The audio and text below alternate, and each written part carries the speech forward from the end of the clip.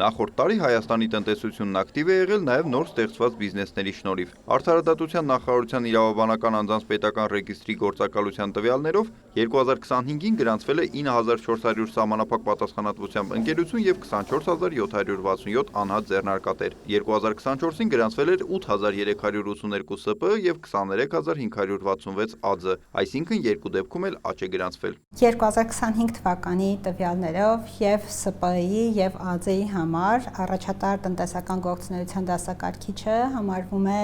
այլ մանրածախ առևտուր ոչ մասնագիտացված խանութներում վերդառությամբ դասակարգիչը, բայց ուզում եմ նաև ուշադրություն դարձնել այն հանգամանքին, որ սա արտացոլում է այն տվյալները, թե ինչ բիզնեսով զբաղվելու մտադրություն է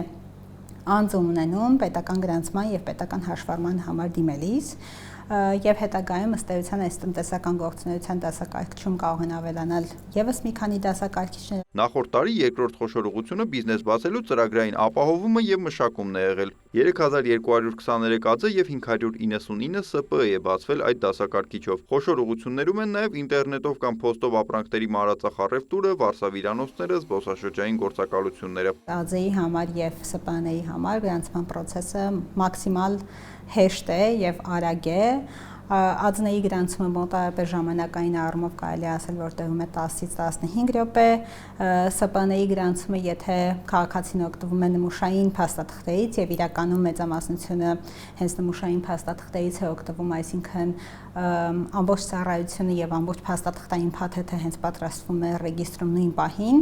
դա էլ տևում է մոտավորապես 20-ից 25 րոպե։ Ընդհանուր առմամբ 2025-ի տարեվերջի դրությամբ ըստ պետռեգիստրի տվյալների Հայաստանում գրանցված ՍՊԸ-ների թիվը հասել է 108998-ի, իսկ ԱԶ-ներինը 233031-ի։ Բիզնեսների գրանցման տեմպերը բավականին բարձր են գնահատում խորհրդատվական ընկերությունները։ Բիզնես գրանցելը շատ արագ, մի քանի քայլով ընդամենը գրանցվող գործընթաց է,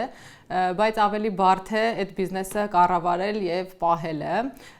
Բիզնես բացելու համար ընդամենը կամ կարելի այցելել պետռեգիստր, տրամադրել այդ մի քանի րոպե ժամանակը ու գրանցել բիզնեսը, կամ հիմա նույնիսկ օնլայն հարթակներով կարող ենք այդ գրանցումը անել, որը մեզնից կխլի առավելագույնը 10 րոպե ժամանակ։ Ընկերության խորհրդատվությունն են ստացել եւ նոր բիզնես բացել ավելի շատ շինարարության ոլորտում։ Անհատներ, ովքեր մեզ դիմում են, ովքեր հետաքրքրված են շինարարական ոլորտներով եւ ցանկանում են ունենալ բիզնես, ունենալ այդ ոլորտում ավելի կազմակերպություն կամ ԱԶ ու սկսել գործունեություն, հատկապես պետական գնումների մասնակցության հետ կապված շատ են մեզ դիմում, որ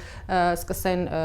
գործընթաց, գործունեություն ծավալեն։ Այս տարին եւս ակտիվ է սկսել բիզնեսների գրանցման առումով, նկատում են բանախոսները։ Իսկ որքանով են նորաստեղծ բիզնեսները կարողանում դիմանալ ապագայում։ Այն բոլոր բիզնեսները, որոնց հետ մենք սկսել ենք աշխատանքը, կարող ենք ասել, որ մոտ 70%-ը բիզնեսների շարունակում են իրենց գործունեությունը, այսինքն բացվում են, մի որոշ ժամանակ աշխատում են, հասկանում են, հա, իրանք արդեն այդ ոճի, այդ ոլորտի մեջ շարունակեն թե չշարունակեն, 10-ից մոտ 7 կազմակերպություն շարունակում է իր գործունեությունը։ Լուրերը պետական եկամուտների կոմիտեից տեղեկացավ, որ 2025-ին գրանցված բիզնեսներն ընդհանուր առմամբ պետական բյուջե են վճարել 24.1 միլիարդ դրամ հարկ եւ տուրք։ Նիկոլայ Ավետիսյան, Դավիթ Մաչկալյան, լուրեր։